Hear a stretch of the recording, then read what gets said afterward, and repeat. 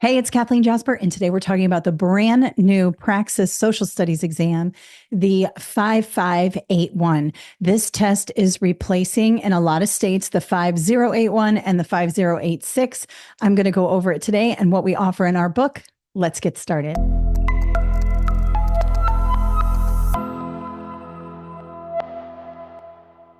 All right, so we have a new social studies exam and a brand new study guide. This is for secondary social studies, so middle and high school.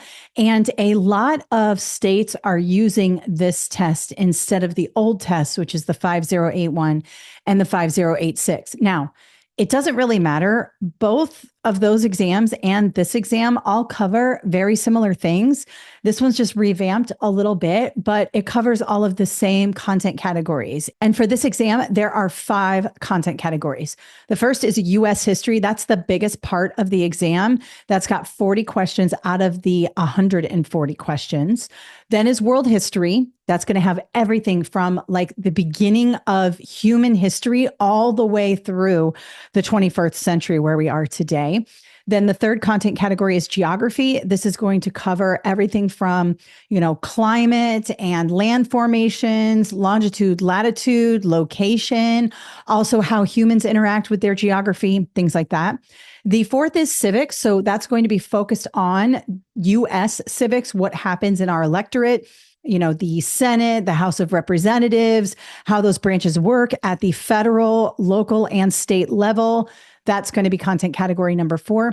And of course, the last one is economics, which is the smallest content category, but it is a little bit complicated. There are some complex economics situations in the book and on the practice exam. So make sure you understand that. So again, 5 content categories, U.S. history, world history, geo, civics, and econ. It's 140 questions and you will have 150 minutes to complete it. It is 100% selected response, meaning you do not have to write an essay for this particular exam. It's all what we call multiple choice. But the reason why we call it selected response is because there are some questions that say choose all that apply or choose 2 or choose 3. And remember, on those particular test questions, you have to get them all correct. There is no partial credit for those questions. So if you get a choose all that apply, you must choose all that apply in order to get any credit for that item.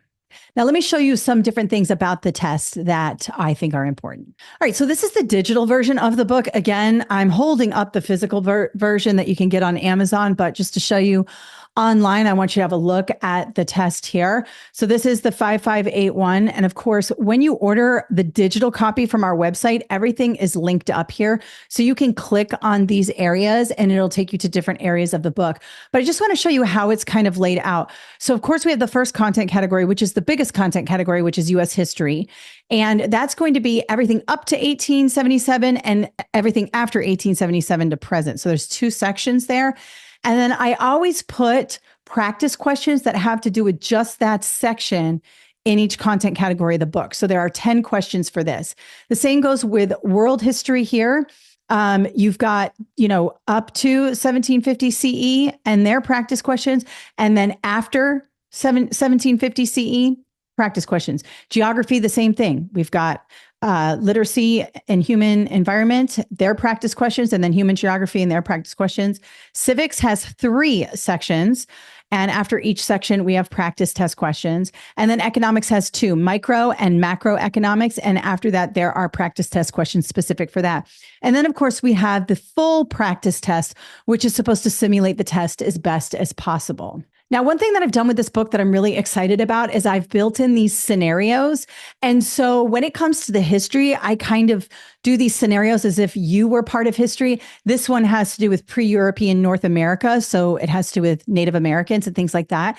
But I have other scenarios where you are at a seaport during the bubonic plague, just to try to give you a more personalized approach to learning this information, because I know a lot of people see this as abstract concepts. So being able to kind of connect it to like a scenario is pretty cool. So throughout the book, I have these scenarios that will hopefully help you digest this very complex, very vast amount of information so that you are better able to pass the exam.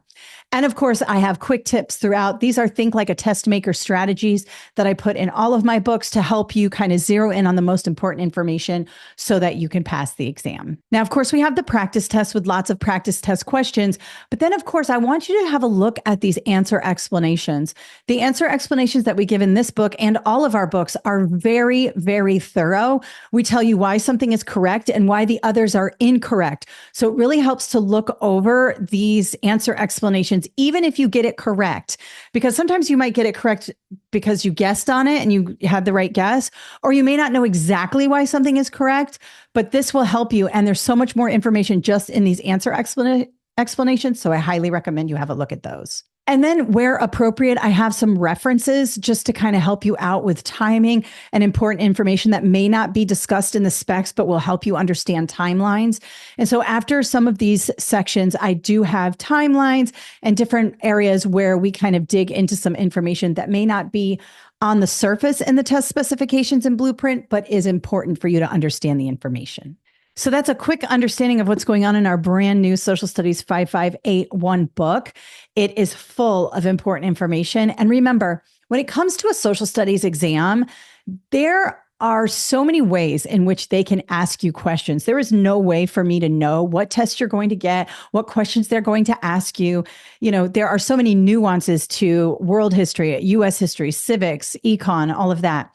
But one thing that we do in the book is that we make sure you understand timelines really well, because a lot of times if you can understand when certain things happen during certain periods of time, it'll help you narrow down the answer choices. Because, for example, you can disqualify some answer choices based on the timeline, based on what they're asking. And so it's really important you approach the information in that way rather than trying to just memorize test questions. I recommend reading through the book. It's really good. I'm very proud of it. There's a lot of really good information in here, and understanding when things happened and why things happened.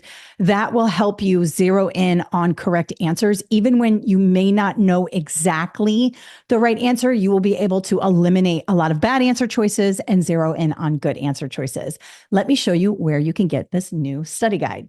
All right, so all you have to do is go to KathleenJasper.com, and under study guides, if you go into Praxis Social Studies 5581 right there. It will come up here. You can see the cover here, and then you can also click on the description to learn more.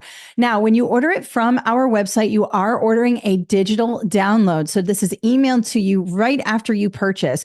Please remember, it's going to be emailed to the address that you use to purchase. Sometimes people have an old email address stored in their cache, and when they check out, they use an old iCloud or even an old AOL, and they don't have access to it anymore. So please make sure you check and you review your order and make sure you're using the right email address. Now, if you prefer a physical copy, and a lot of times people do, you can click this button here and it will take you over to Amazon. It is brand new. We just published it just about a week ago. I don't know if you can see. Yeah, November 28th, 2024.